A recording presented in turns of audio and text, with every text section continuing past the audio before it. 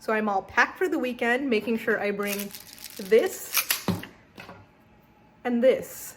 Can you guess where we're going? We're Grant and Teresa Boggs, and we're packing our allergy meds for a once-in-a-lifetime experience. Yep, we're here to show you this year's California Super Bloom. Now, even if you're not from California, you've probably seen Super Bloom pictures all over your social feed. I know they've been popping up for me. That's why we decided to plan a last-minute trip to see the Super Bloom before it goes away, and we wanted to see for ourselves what it's really like to see a Super Bloom in person. Where do you go? Is it hard to get to? Do you have to pay any fees to get in? We answer all of these questions for you right in this video. Also, be sure to watch to the end of the video because we do share a zero-effort, non-hiking option for those of you who aren't super into hiking, or maybe you have someone in your group who's not able to hike. No need to miss out.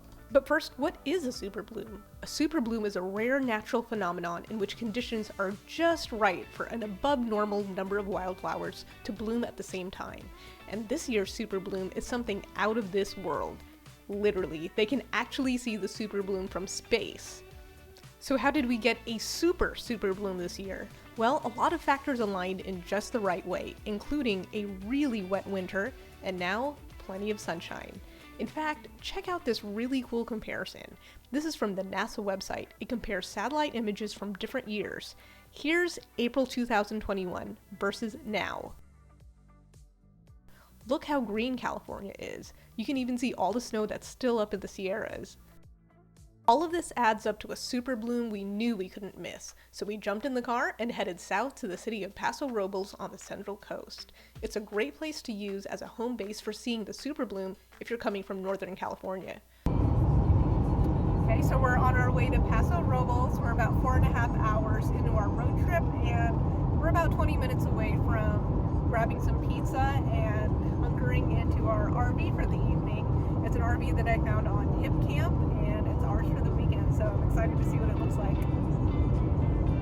As we got closer to Paso, I found a pizza place on Yelp, called in our order, and set it for pickup.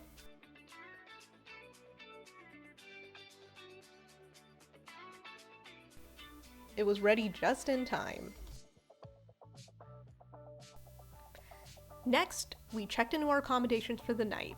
We split the pizza and watched a throwback movie before going to bed and getting ready for an early start.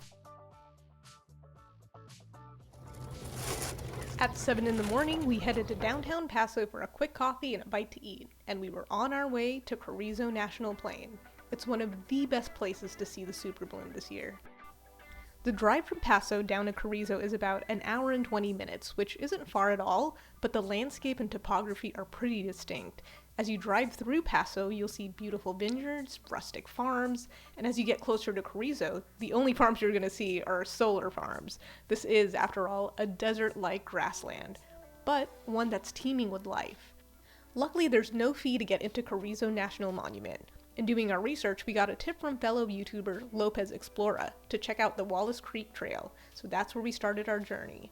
It's about 3 to 4 miles off the main highway and down a very dusty road. Once you get to the trailhead, there's a dirt parking lot with room for about 20 or so cars. More importantly, there's about a dozen porta potties. There aren't any nearby gas stations or amenities, so these porta potties are nice to have. By the way, the cell service here is really spotty, so be sure to have your navigation loaded ahead of time.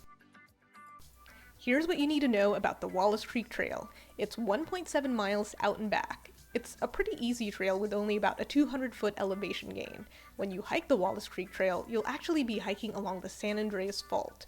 If that name sounds familiar, it's probably because it's the fault that caused the San Francisco 1906 earthquake and the 1989 Loma Prieta earthquake.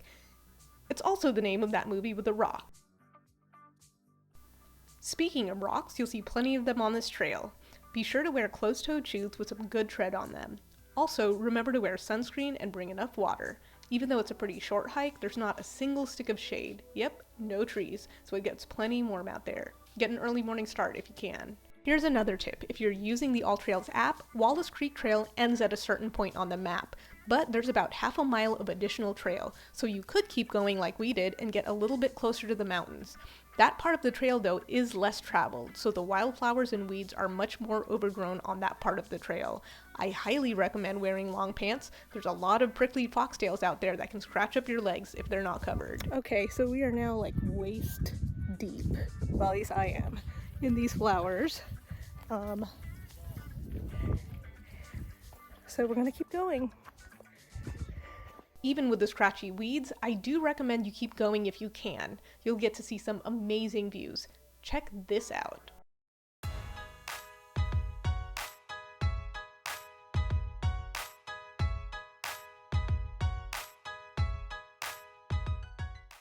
From our vantage point in the hills, we saw another patch of super bloom not far from us, at Soda Lake. Soda Lake is a dry creek bed that's now covered with acres of beautiful flowers. We hopped in the car and headed down there. Fair warning though, if you're trying to make the same trip, it's down yet another dusty road, and it's pretty bumpy. I would say if you're not into hiking, then Soda Lake is a good option to see the wildflowers. It requires zero physical effort, you just drive up and enjoy. And make sure you do enjoy it. Get out there and have fun. Just stay on the trail and don't step on the flowers.